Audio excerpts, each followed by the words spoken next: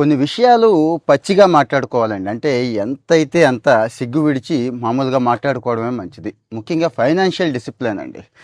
అన్నీ ఉంటున్నాయి. కుర్రాళ్ళకి ఐఐటీల్లో చదువుతారు. లేకపోతే మనం కూడా బాగా తెలియగలం. కానీ అసలు ఫైనాన్షియల్ బేసిక్స్ కానీ డిసిప్లిన్ కానీ తెలియట్లేదు. పర్సనల్ లోన్ అండి. ఈ మధ్య చాలా చాలా బాధ అనిపించేస్తుందండి. ఎందుకు లోన్ తీసుకోవద్దని చెప్పడం కాదు నా ఉద్దేశం. తీసుకోండి, కానీ దేనికి లోన్ తీసుకుంటున్నాము? ఏదైనా ప్రాణం మీదకి వచ్చిందా? పిల్లాడి చదువా? ఇంట్లో బాగా అవసరమా? గడవని పరిస్థితి ఇది కదా లోన్ తీసుకోవాల్సిన పరిస్థితి. ఈ మధ్య చూస్తే ఏంటి, బ్యాంకాక్ వెళ్ళడానికి లోన్ అంట. చూడండి, మంచి గ్యాడ్జెట్స్ కొనుక్కోవడానికి, అంటే ఐఫోన్ 17 కొనుక్కోవడానికి లోన్ అంట.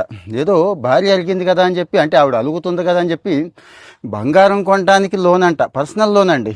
పర్సనల్ లోన్ ఎందుకు? పర్సనల్ లోన్ అంటే మీకు తెలుసండి, ఒకప్పుడు లోన్ తీసుకోవాలంటే అబ్బో ఎవడొకటి రికమెండేషన్ ఉండాలి. ఎప్పుడో మన చిన్నప్పుడు అండి. ఇప్పుడు రోజుకి 33 సార్లు ఫోన్ చేస్తారండి. అబ్బా మీ స్కోర్ సూపర్గా ఉంది సార్, మీ ప్రొఫైల్ బాగుంది సార్, ఎంత అంటే అంత ఇచ్చేస్తాం సార్, అసలు ఏ ఛార్జెస్ లేవు సార్, బ్రహ్మాండమైన ఇంట్రెస్ట్, అంటే చాలా తక్కువ ఇంట్రెస్ట్ రేట్ సార్ అంటారు కదా. ఇక్కడ కొన్ని జాగ్రత్తలు తీసుకోమని చెప్పడం నా ఉద్దేశం అండి. ఏంటి, ఇంట్రెస్ట్ రేట్ చూడండి ముందు.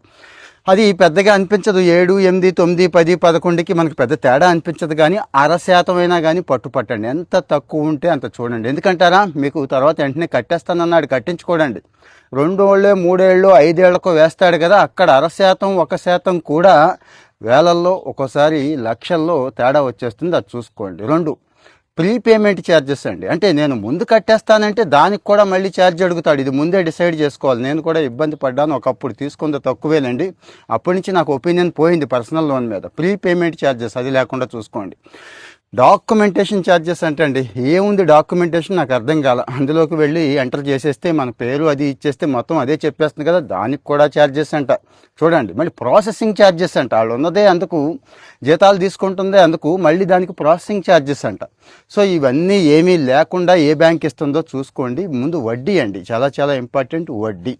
దీనికంటే ముఖ్యమైనది దేనికి తీసుకుంటున్నారు పర్సనల్ లోన్ అనేది చూసుకోండి. కొంతమంది ఈఎంఐలు కట్టొచ్చు కదా, చూసారు కదా ఎంత దరిద్రంగా ఉందో మన మైండ్ సెట్. అంతా కట్టక్కర్లేదు, నెలకు 3,000 5,000 కడితే సరిపోతుంది కదా అనుకుంటున్నాం. కానీ మొత్తం మనమే కడుతున్నాం, వడ్డీ వేసి మరీ కడుతున్నాం, మన కష్టార్జితం అంతా వాడికి కట్టేస్తున్నాం అనేది ఆ స్పృహ పోతోందని నాకు చాలా బాధ అనిపిస్తుందండి. రెండోది, సిబిల్ అంటే ఆడేదో మనం తిడుతున్నట్టుగా బాగా ఫీల్ అవుతామండి. సిబిల్ స్కోర్ కాదండి, ఒరే నీ పరిస్థితి ఇది అని చెప్తోంది. అంటే నువ్వు కట్టలేకపోతున్నావు, ఇబ్బంది పడుతున్నావు, నీకు చాలా బాధలు ఉన్నాయి, ఇబ్బందులు ఉన్నాయి, ఫైనాన్షియల్గా నీకు డిసిప్లిన్ తక్కువ ఉంది అని చెప్పడం సిబిల్ ఆడి ఉద్దేశం. దాన్ని అలా చూడండి. అప్పుడు సిబిల్ స్కోర్ తక్కువ ఉంది కదా అంటే, ఓహో నాకు తేడాగానే ఉంది, నేను తీసుకోవడం మానేయొచ్చు అంటాను. కామెంట్లో మీ ఒపీనియన్ చెప్పండి, ఫాలో అవుతూ ఉండండి. Thank you.